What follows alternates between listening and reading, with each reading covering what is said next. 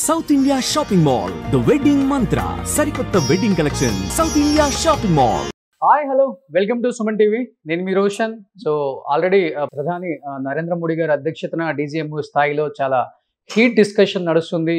So అందరూ కోరుకుంటుంది కూడా రెండు ప్రధాన అంశాలు భారత్ పాక్ ముందు పెట్టబోతుంది అని అందరూ ఎక్స్పెక్ట్ చేస్తున్నారు. ఒకటి పీఓకే స్వాధీనం, రెండు మసూద్ అజార్ని అప్పగించాలి. ఈ కీలక అంశాలతో పాటు రాహుల్ గాంధీ కూడా ఒక స్టేట్మెంట్ ఇచ్చారు ఇప్పుడే. మోడీ గారు ట్రంప్ చెప్తే ఎందుకు యుద్ధం ఆపేస్తున్నారు, అసలు వాళ్ళిద్దరి మధ్య ఏం జరిగింది అది ప్రజలకు చెప్పాలి. 1971 యుద్ధానికి ఇప్పుడు జరిగే ఈ వారికి రెండు కంపేర్ చేస్తూ వాళ్ళ గొప్పతనం వీళ్ళ గొప్పతనం ఏంటో రాహుల్ గాంధీ కూడా ట్వీట్ చేస్తున్నాడు. సో ఇదే అంశం మీద బీజేపీ సీనియర్ నేత, ప్రస్తుతం టీటీడీ బోర్డు మెంబర్ భానుప్రకాష్ గారు ఏం మాట్లాడతారో ఒకసారి చూద్దాం. ఎందుకంటే ఢిల్లీలో ఉన్న నాయకులతో చాలా స్నేహపూర్వకమైన ఒక సంబంధం. అసలు ఎలాంటి డిసిషన్ తీసుకోబోతుంది, 2:30కి ప్రెస్ మీట్లో అసలు ఏం చెప్పబోతున్నారు, 140 కోట్ల మంది భారత్ ప్రజలు వెయిట్ చేస్తున్నారు ఆ ప్రెస్ మీట్ కోసం. సో భానుప్రకాష్ గారు నమస్తే అండి. జై హింద్ అన్న. సో చూస్తున్నాం, ఆల్రెడీ మీరు కూడా చూస్తున్నారు. సో వార్ అనేది ఆపరేషన్ సింధూర్ 1, సింధూర్ 2 ఎంత వేగవంతంగా జరిగిందో అందరం చూసాము. బట్ ఆపరేషన్ సింధూర్ 3 జరుగుతుంది. పీఓకే స్వాధీనపరుచుకుంటారు. పాక్ రెండోసారి భారత్ను దెబ్బ కొట్టడానికి ఛాన్స్ ఇవ్వడం మోడీ అనుకున్న క్రమంలో ఒక్కసారిగా ట్రంప్ ఇచ్చిన ట్వీట్ వల్ల ఒక్కసారిగా భారత్ వెనక్కి తగ్గాల్సి వచ్చింది. బీజేపీ స్టాండ్ వెనక్కి తీసుకోవాల్సి వచ్చింది. స్ట్రాటజీలు లేవు, ఏమీ లేవు. ట్రంప్ ఏది చెప్తే అదే మీరు ముందుకు తీసుకెళ్తున్నారు అని చెప్పి కూడా రాహుల్ ఇప్పుడు ఒక స్టేట్మెంట్ ఇచ్చారు. ఫస్ట్ ఆఫ్ ఆల్ దాన్ని ఎలా చూడొచ్చు? అసలు రాహుల్ గాంధీ గారికి భారతదేశం గురించి మాట్లాడే నైతిక హక్కు ఎప్పుడో కోల్పోయాడు. విదేశీ గడ్డపైకి వెళ్ళి ఏ రోజైతే ఉన్నటువంటి భారతదేశం గురించి అవహేళనగా మాట్లాడడం ఇవన్నీ పరిశీలిస్తే రాహుల్ గాంధీకి పరిమితి చెందలేదు రాజకీయాల్లో. ఆయన ఎంతసేపు నకిలీ గాంధీగా పేరు పెట్టుకొని ప్రజలకు వస్తున్నాడు తప్ప ఆయనకు ఉన్నటువంటి సబ్జెక్ట్ కానీ, ఆయనకి భారతదేశం ఉన్నటువంటి అభిమానం కానీ, భారతదేశం మీద ఉన్నటువంటి ప్రేమ అందరికీ తెలుసు. గతంలో ఇప్పుడు ఏదో చెప్పారు మీరు 1971కి ఇప్పటికీ కంపేర్ చేసేది. అయ్యా రాహుల్ గాంధీ గారు 1971 నుంచి ఈ రోజు వరకు మీరు చేసినటువంటి బుజ్జగింపు రాజకీయాలు, బుజ్జగింపు ఓటు బ్యాంకు పాలిటిక్స్ వల్ల ఈరోజు ఈ దుస్థితి ఏర్పడింది. ఎవరయ్యా ఈరోజు పీఓకేకి ఈరోజు అసలు 1971లో యుద్ధం చేసేదానికి కారణం ఎవరు చెప్పు? నువ్వు యుద్ధానికి కారణం ఎవరు? ఇంకా ముందుకు పో. 1947 తర్వాత ఏం జరిగింది భారతదేశంలో, పార్టీషన్ తర్వాత ఏం జరిగింది? ఒకసారి లాహోర్ వరకు వెళ్ళినటువంటి మన వీర సైనికుల్ని ఆ రోజు ఎందుకు కాంప్రమైజ్ అయ్యావు నువ్వు? పీఓకే అంటే ఏంటి అర్థం? పాక్ ఆక్యుపైడ్ కాశ్మీర్ అది, పీఓకే కాదు అది, ఐఓకే అని చెప్తున్నాం మేము. ఇండియన్ ఓన్ కాశ్మీర్ అది. ఐఓకే అని మేమందరం నినదిస్తున్నాం. 140 కోట్ల మంది భారతీయులు మేము భావిస్తున్నాం. ఈరోజు దీనికి అన్నిటికీ కారణం మీ ఓటు బ్యాంక్ రాజకీయాలు కదా.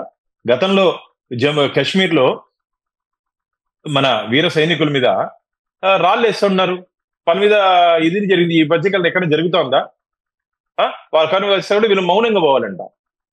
ఏందయ్యా రాళ్ళు వేసేది? మనం ఈరోజు అందరూ ఇంత ప్రశాంతంగా మనం ఇక్కడ కూర్చొని మాట్లాడుతున్నాం అంటే దానికి కారణం తమ ప్రాణాలని పణంగా పెట్టి ఒక మురళీ నాయక్ అనేక మంది తమ ప్రాణాన్ని పరంగా పెట్టి మనకి ఈ రోజు స్వేచ్ఛనిచ్చారు మాట్లాడేది. అవన్నీ అర్థం చేసుకొని గుర్తుపెట్టుకొని రాహుల్ గాంధీ మాట్లాడితే కీలకమైన స్టేట్మెంట్ కూడా ఇంకోటి ఏంటంటే, అండ్ ట్విన్ టవర్స్ మీద అండ్ ఎప్పుడైతే ఒసామా బిన్ లాడెన్ ఎప్పుడైతే కాల్పులు జరిపారో, ఎప్పుడైతే వాళ్ళు కూడా చర్యలు తీసుకునే విధంగా 20 సంవత్సరాలు వేటాడి ఒసామా బిన్ లాడెన్ మీద కక్ష సాధింపులు చేసిన యుఎస్ ఈ రోజు మన మీద విరుచుకుపడుతున్న పాకిస్తాన్ మీద మనం ఫైట్ చేస్తుంటే ఇరు దేశాలు కూడా శాంతిపూర్వకంగా ఉండండి, ఫైట్ చేయొద్దు, వార్ వద్దు, ఏమొద్దు అని చెప్పేసి ఒక స్టేట్మెంట్, నాన్ సెన్స్ అన్న పదాలు కూడా వాడి భారతదేశ ప్రజల మనోభావాలు దెబ్బతీసిన ట్రంప్ చెప్పే మాటలు మనం ఎందుకు వినాలి, ఎందుకు వింటున్నారు, ఉద్దేశపూర్వకంగా మీ ఇద్దరి మధ్య ఏ డిస్కషన్ జరిగింది ప్రజలకు చెప్పాలి కదా అనేది ఒక స్టేట్మెంట్ అతంది. అయ్యా రాహుల్ గాంధీ గారు నిన్ననే నరేంద్ర మోడీ గారు స్టేట్మెంట్ ఇవ్వడం జరిగింది. మేము పాక్ ఆక్యుపైడ్ కాశ్మీర్ని భారతదేశానికి అప్పగించాలి, తీవ్రవాదుల్ని మాకు అప్పగించాలి, దీంట్లో మధ్యవర్తం అవసరం లేదు, ట్రంప్ మధ్యవర్తం అవసరం లేదని చెప్పి వారు చెప్పడం జరిగింది. ఇంకా మీరు చెప్పండి అని. గతంలో సర్జికల్ స్ట్రైకులు జరిగితే దానికి ఎవిడెన్స్ అడిగినటువంటి వ్యక్తి నువ్వు. దేశ ఆంతరిక భద్రత విషయంలో ఎవరెవరికి ఎంతెంత చెప్పాలో అంతవరకే చెప్తారు మిత్రమా రాహుల్ గాంధీ. ఎవరెవరికి ఎంతెంత చెప్తారో అంతవరకు చెప్తారు. నువ్వు చెప్పే స్థాయికి, వినే స్థాయికి ఇంకా రాలేదు నువ్వు. మేము మీకు చెప్పే స్థాయికి, నువ్వు వినే స్థాయికి ఇంకా రాలేదు. నువ్వు ఈరోజు ఏదో ప్రతిపక్ష పార్టీ కదా అని చెప్పి నీ ఇష్టం వచ్చినట్టు మాట్లాడడం. దయచేసి మిగతా దేశాల్లో ఏదైనా ఇట్లాంటి ఆంతరంగిక విషయాలు వస్తే మొత్తం అక్కడ ఉన్న రాజకీయ పార్టీలన్నీ ఒకటైతే దీన్ని కూడా యుద్ధాన్ని కూడా రాజకీయ కోణంలో చూస్తూ ఈరోజు కేంద్రం నుండి భారతీయ జనతా పార్టీని ఎన్డీఏ కూటమిని ఇబ్బంది పెట్టాలని చెప్పి చూస్తున్నాడు. మా వెనకాల 140 కోట్ల మంది భారతీయులు ఉన్నారు. 140 కోట్ల మంది భారతీయులు ఈరోజు కేంద్ర ప్రభుత్వం వెనకాల, నరేంద్ర మోడీ గారి వెనకాల ఉన్నారు. కాబట్టి ఇలాంటి నకిలీ గాంధీలు ఏం మాట్లాడినా మేము పట్టించుకోవాల్సిన అవసరం లేదు. అంటే డీజీఎంఓ స్థాయిలో అధ్యక్షతన ఇప్పుడు జరుగుతుంది కానీ మీటింగ్ 2:30కి ఒక ప్రెస్ మీట్ ఉంది, అందరికీ తెలిసిందే. 140 కోట్ల మంది కూడా టీవీ ఆన్ చేసుకొని కూర్చున్నారు. ఇంకొకటి ఏంటంటే అక్కడ ప్రభుత్వానికి కానీ మిలిటరీకి కానీ అంటే ఆర్మీకి కానీ ఏమాత్రం పడదు. మనకు అలా లేదు. త్రివిధ దళాలు కానీ అండ్ మోడీ గారు కానీ రక్షణ శాఖ కానీ అందరూ విదేశాంగ కానీ అందరూ కూర్చుని ఒక డిసిషన్ తీసుకొని ముందుకు తీసుకెళ్తారు. అక్కడ వాళ్ళైతే డీజీఎంఓ స్థాయిలో అధ్యక్షతను మీటింగ్కి రావడానికి సిద్ధంగా ఉన్నారు, కూర్చున్నారు, హీట్ నడుస్తుంది ఇక్కడ. కానీ అక్కడ మునీర్ ఆసిఫ్ ఏమాత్రం తగ్గేదే లేరు, వారిని ఏమాత్రం వెనక్కి తీసుకునేది లేదు. ఎప్పటికప్పుడు మేము భారత్ మీద అటాక్ చేస్తాం, చైనా సపోర్ట్ చూసుకొని ఒంటెద్దు పూకడెళ్తున్న పరిస్థితులకు కూడా మనకు కనపడుతున్నాయి. ఈరోజు ఈ డీజీఎంఓ స్థాయి అధ్యక్షతన ఈ మీటింగ్ సక్సెస్ అవుతుంది అనుకుంటున్నారా మీరు? 12 గంటలకు మొదలవ్వాలి సమావేశం, మళ్ళీ ఇప్పుడు 2:30కి అన్నారు, ఇప్పుడు మళ్ళీ వాయిదా పడింది సాయంత్రం 5 గంటలకి. ఏదో ఊరికి ఎగిరెగిరి పడితే పాకిస్తాన్ వాళ్ళకు ప్రపంచ చిత్రపటంలో పాకిస్తాన్ కనపడదు. ఊరికి ఎగిరెగిరి పడ్డారు అనుకోండి, ప్రపంచ చిత్రపటంలో పాకిస్తాన్ కనపడదు. మేము అంతవరకు రాకూడదు, మీరు అంతవరకు వచ్చారంటే మేము చేసేదాన్ని మేము సిద్ధంగా ఉన్నాం. నేను మా రక్షణ శాఖ మంత్రి గారు కానీ త్రివిధ దళాధిపతులు కానీ చెప్పారు, మా మౌనం అంటే ఈరోజు ఈ 2 రోజులు సీజ్ ఫైర్ మౌనం ఇది మేము ఏదో మీకు పూర్తిగా విరమించుకున్నామని చెప్పారు. మీరు ఒకసారి నిన్న మన స్టేట్మెంట్స్ చూడండి, మన త్రివిధ దళాధిపతులు ఇచ్చిన స్టేట్మెంట్స్. ఆపరేషన్ సింధూర్ కొనసాగుతా ఉందని ఇచ్చారు. అవును, దానికి అర్థమైంది రాహుల్ గారు కూడా పాకిస్తాన్ ఒక్క బుల్లెట్ వదిలితే మనం బుల్లెట్ కాదు మిసైల్స్ వదలండి అని కూడా ఒక స్టేట్మెంట్ కూడా ఇచ్చారు మోడీ గారు ఈరోజు. ఎస్, ఖచ్చితంగా.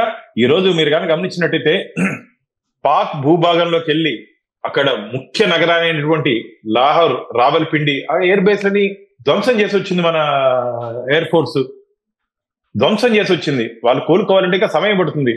ఇక్కడ ఒక్క స్థావరాన్ని కూడా వాళ్ళు వచ్చి తాకలేదు. కానీ దురదృష్టవశాత్తు బార్డర్లో ఉన్నటువంటి మన సైనికులు, వీర సైనికులు భారత మాత కోసం తమ ప్రాణాలను అర్పించారు. ఇక్కడ వారు ప్రయోగించినటువంటి అనేక డ్రోన్స్ కానీ మిజైల్స్ కానీ మన S-400 అయ్యా రాహుల్ గాంధీ గారు S-400 ఆ రోజు మీరందరూ గగ్గోలు పట్టారు కదా. ఈరోజు ఒక సుదర్శన్ చక్రం లాగా మన భారతదేశాన్ని కాపాడింది. దాని మీద మీరు ఆ రోజు మనోజ్ పారేకర్ గారు దాని విషయంలో వచ్చినప్పుడు మీరు అభ్యంతరం చెప్పారు కదా. దేశ రక్షణ విషయంలో మేము ఎక్కడ రాజీకి పోవు. మీ మారిగా ఓటు బ్యాంకు రాజకీయాలు, బోఫర్ కుంభకోణం, అసలు బోఫర్ యుద్ధ పరికరాల్లో కూడా కమిషన్ తీసుకున్నట్టు దాని ఏమంటారు ఫ్యామిలీ మీది, కుటుంబం మీది. మీరా ఈరోజు యుద్ధం గురించి, దేశం గురించి, దేశభక్తి గురించి మాట్లాడేది. అవినీతికి క్యార్ ఆఫ్ అడ్రస్ మీరు. దేశభక్తిలో మమ్మల్ని శంకించే అవసరం లేదు. ఈరోజు 140 కోట్ల మంది భారతీయులు మా వెనక ఉన్నారు. నువ్వు ఏదో మాట్లాడాలా న్యూస్లో హెడ్లైన్స్ కి, టీవీలో ఫ్లాష్ బ్రేకింగ్ న్యూస్లకి మాట్లాడాలి తప్ప నీలో సత్తా లేదు రాహుల్ గాంధీ. నీ కథ అందరికీ తెలుసు. నీకు ఇంకో నిక్ నేమ్ కూడా ఉంది. ఎందుకు అది నేను మీ ద్వారా చెప్పించేది ఎందుకు? నా ద్వారా ప్రజలు నిన్ను రాహుల్ గాంధీ అని కాకుండా ఇంకో పేరుతో పిలుస్తున్నారు. ఆ పేరు ఎందుకు ఊరికే నేను చెప్పేది మంచిది కాదు.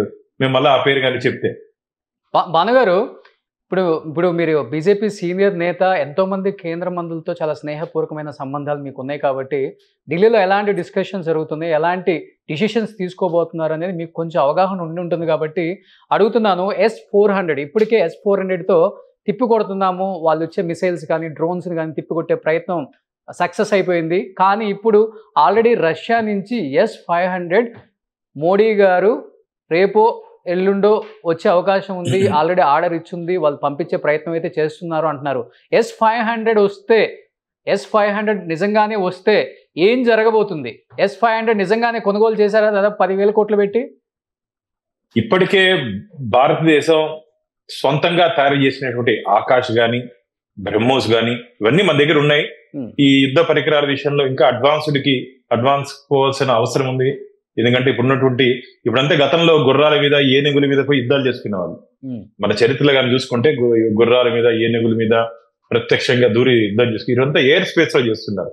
మీరు మొన్న గమనించినట్టయితే మొత్తం పైనే ఆకాశంలోనే యుద్ధం జరిగింది. దాన్ని నివారించాలంటే ఇప్పుడున్నటువంటి లేటెస్ట్ ఎక్విప్మెంట్స్ తీసుకోవాల్సిన అవసరం కనిపిస్తున్నాయి విజువల్స్ లో కూడా S-500 ఎలా ఉంటుంది, S-500 మన దేశానికి రాబోతుంది, S-500 తో వాళ్ళని పూర్తిగా అంతం చేసే విధంగా ఒక డిసిషన్ అయితే తీసుకుంటున్నారు. S-500 రాబోతుంది. S-500 మీకు విజువల్స్ లో కనబడుతుంది, ఒకసారి చూడొచ్చు.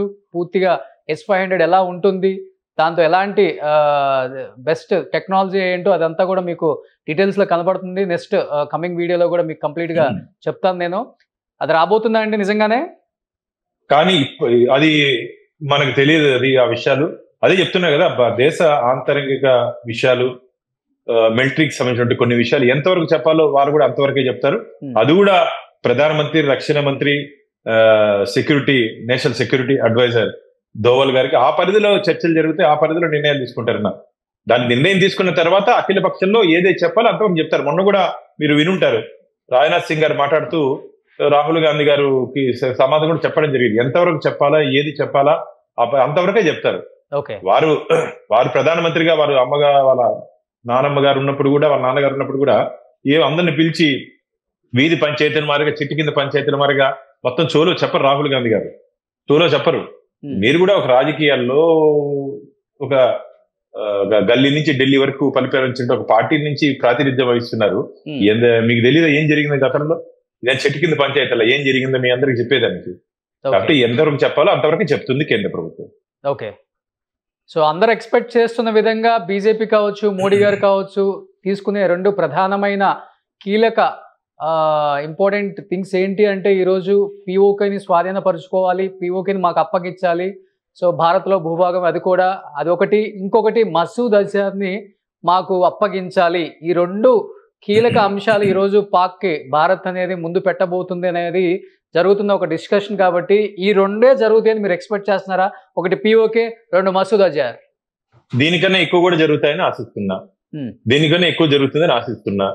వారు ఒక్క బుల్లెట్, ఒక్క డ్రోన్ వదిలితే ఖచ్చితంగా ఈ నుంచి కొన్ని వందల వేల మిజైల్స్ పోయి కొట్టే పరిస్థితి ఉంది. మా సహనాన్ని పరీక్షించద్దండి.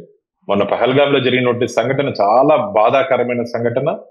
మతం పేరుతో మీరు విధ్వంసం చేశారు. మతం పేరుతో నువ్వు హిందువా ముస్లిమా అని చెప్పి అడిగి చంపారు. అంటే దీనికి అర్థం ఏమిటంటే హిందుత్వం మీద దాడి కాదు ఇది. భారతదేశంతో పాటు హిందుత్వం మీద ఈరోజు పాకిస్తాన్ పెంచి పోషించినటువంటి ఉగ్రవాదులు ఈరోజు హిందుత్వం మీద, భారతదేశం మీద దాడి చేశారు.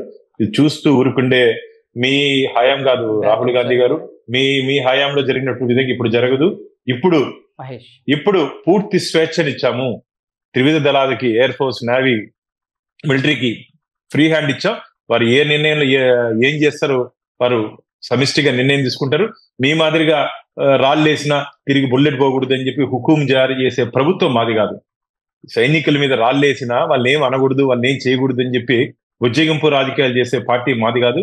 ఈరోజు పూర్తి స్వేచ్ఛనిచ్చాము మిలిటరీకి. వారు ఏ నిర్ణయం తీసుకున్నా సరే దానికి కేంద్ర ప్రభుత్వం అన్ని విధాల సహాయ సహకారాలు అందించడానికి మేము సిద్ధంగా ఉన్నాం. భానుప్రకాష్ గారు, లాస్ట్ అండ్ ఫైనల్ గా, సో మేమందరం ఎలా ఎక్స్పెక్ట్ చేస్తున్నామో మీరు కూడా అలానే ఎక్స్పెక్ట్ చేస్తూ ఉండొచ్చు, లేకపోతే తట్టుకోలేక ఏం జరుగుతుందో, నిజంగా ఎలాంటి డిసిషన్స్ తీసుకోబోతున్నారో మీరు కూడా ఢిల్లీకి కాల్ చేసి ఉంటారు.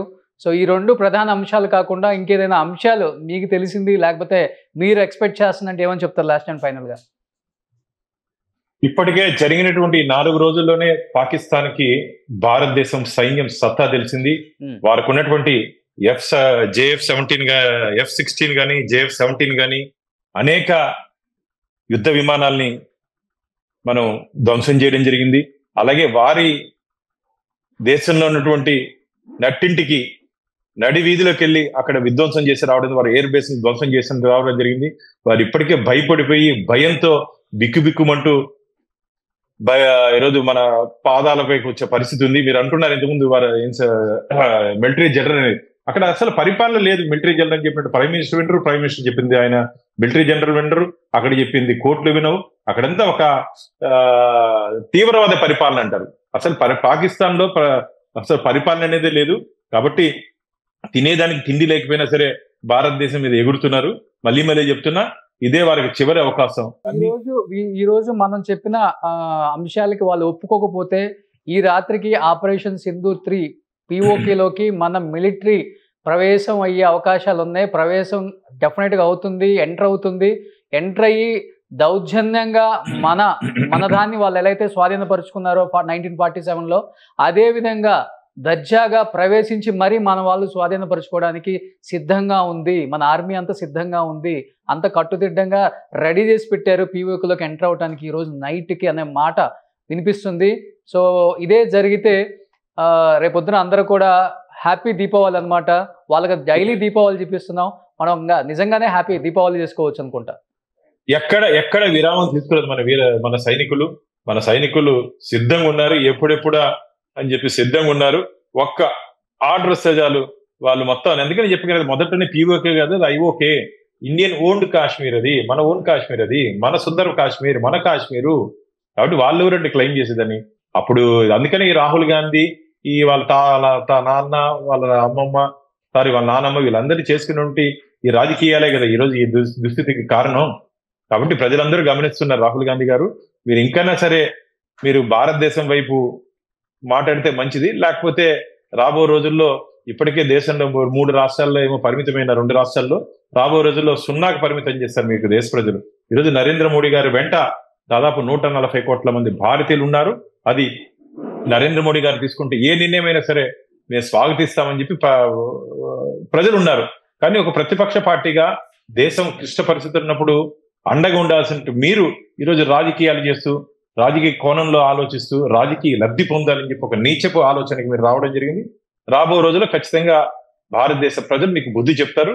ఖచ్చితంగా నేనైతే చెప్తున్నా మళ్ళీ నరేంద్ర మోడీ గారు ఏ నిర్ణయం తీసుకున్నా సరే భారతదేశ ప్రయోజనాల కోసం, భారతదేశ ప్రజల ప్రయోజనాల కోసం తీసుకుంటారు తప్ప మీ మారగా స్వార్థ రాజకీయాల కోసం, సొంత ప్రయోజనాల కోసం నరేంద్ర మోడీ గారు ఏ నిర్ణయం తీసుకోరని చెప్పి నేను సుమన్ టీవీ ద్వారా దేశ ప్రజలకు చెప్పదలుచుకున్నాను. సో జై Hind and thank you so much Bhanu గారు. జై హింద్, జై జవాన్. సో నిజంగా ఈ రోజు అందరూ కూడా వెయిట్ చేస్తున్నాం, ఎప్పుడెప్పుడు సమావేశం జరుగుతుందా, ఎప్పుడెప్పుడు గుడ్ న్యూస్ వినాల్సి వస్తుందా అనేది కూడా అందరం ఆతృతగా ఎదురు చూస్తున్నాం. At the same time S-500 వస్తే భారత్ మిలిటరీ, భారత్ ఆర్మీ ఎలాంటి డిసిషన్స్ తీసుకుంటుందో కూడా మనందరం కూడా వెయిట్ చేస్తున్నాం. కాబట్టి ఈ 2 గుడ్ న్యూస్లు వినడానికి ఇంకొక 2 to 3 hours వెయిట్ చేయండి.